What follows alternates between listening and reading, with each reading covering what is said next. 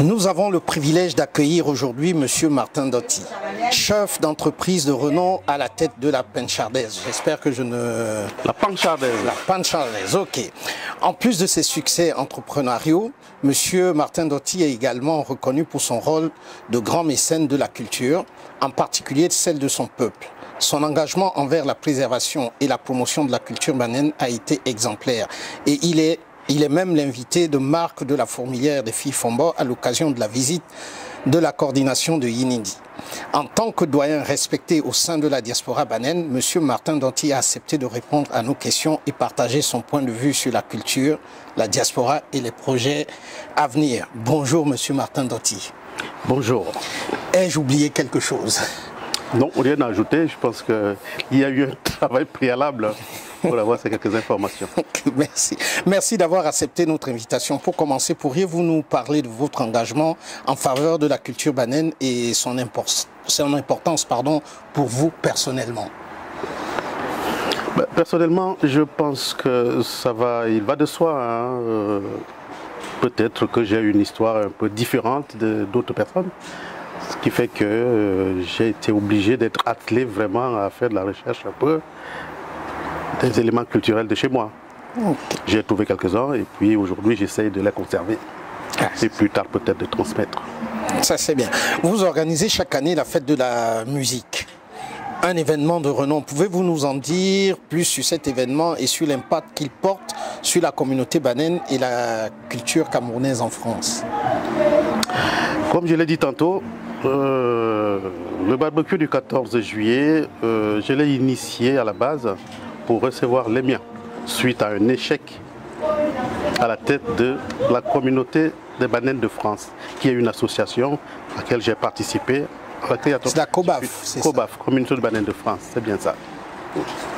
Après cet échec où j'ai démissionné de mon poste de président, j'ai cherché une autre occupation, toujours dans l'esprit de réunir tous les miens, pouvoir échanger, créer des moments vraiment de partage. C'est comme ça que j'ai créé ce barbecue qui, d'ailleurs, pour anecdote, qui n'avait pour invitation que de recevoir tous les gens qui parlent banane. L'invitation, c'était une bonne encore un film. Voilà. C'est pour une fois qu'on est au-dessus. Vous êtes également présent lors des soirées culturelles organisées par la communauté banane. Quelle est l'importance de ces rassemblements pour la préservation et la transmission de la culture?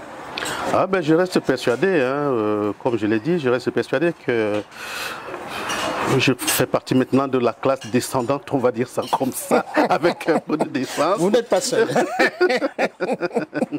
Il est ô combien important quand même de transmettre ces informations-là et tout ce bagage que nous avons, nous, aux générations à venir. Car ce sont ces générations qui vont nous réveiller. Et si nous voulons vraiment que nos combats communs ne servent à rien, la meilleure façon de faire ça, c'est de ne pas s'en occuper. C'est pour ça que je m'active au quotidien. À chaque fois qu'il y a un événement qui concerne surtout les bananes, je suis présent et j'essaie d'étendre ça là, bien sûr, pour tous les autres milieux de la diaspora. Vous avez été invité par la fourmilière des filles Fombo à l'occasion de la visite de la coordination de Yinindi. Pouvez-vous nous en dire plus sur cette collaboration et son objectif? La fourmilière des filles Fombo, c'est une association qui a, j'allais dire carrément, un département dans le barbecue du 14 juillet chez Dotti Martin. Je les ai reçus maintes fois. Donc un événement comme ça, lorsque j'ai reçu l'invitation, pour tout vous dire, je n'ai pas été surpris.